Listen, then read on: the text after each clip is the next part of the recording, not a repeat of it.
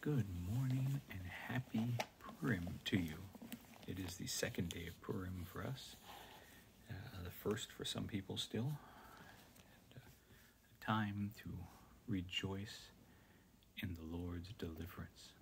You know, the story of Esther and Purim is quite the story.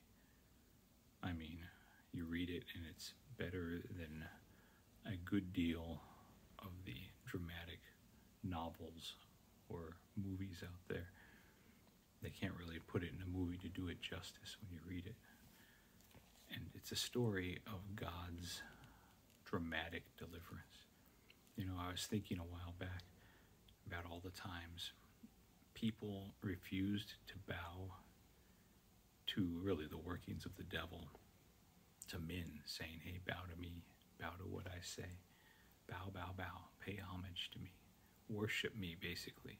That's what bowing is a sign of worship and submission. And you had Shadrach, Meshach, and Abednego who refused to bow. You had Daniel, who was sort of a flip in that they said, you can't bow to anyone but the king, and he bowed to God still. He prayed to God, very similar to bowing. And here you had Mordecai, the crux of the story in Esther was Mordecai refused to bow to Haman. And Haman was mad, and Haman, they say, was an Amalekite, and they had a history with the Jews. They had been judged, and the Jewish leader refused to execute that judgment, and so their descendants had a grievance against the Jews. And so Haman wanted Mordecai dead for not bowing, and he wanted the entire nation of the Jews dead, and found a way to get it in the law. It's kind of a sign to us today that just because it's the law doesn't mean it's right. It is the law, and we adhere to the law, but there have been a lot of laws that have been contrary to God. And we don't follow laws that are contrary to God. We stand up and say this is unjust and it needs to be turned around. You know, thank God for legal avenues to do what is right. But thank God for doing what is right, regardless of what anybody else says or anybody else thinks. So he refused to bow. Haman got the law to say, wipe them out. But God intervened. He had a way set up ahead of time. And he intervened drastically. I found it kind of funny reading it recently. How the intervention was, you have the right to defend yourself. That is a controversial subject in some places. The right to defend yourself. Well, that was God's right. That's how God delivered his people. He said, you have the right to defend yourself. And having that right, God was with them.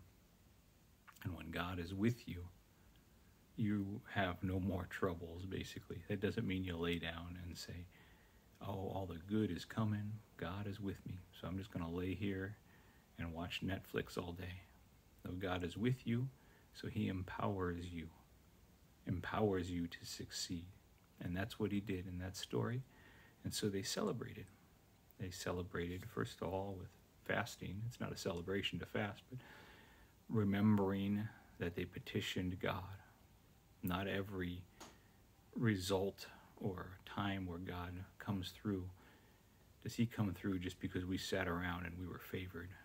You spend your time humbling yourself before him and petitioning him, casting aside those things of the natural, examining yourself and pulling out those things that are extra junk, laying aside every weight and the sin that so easily ensnares.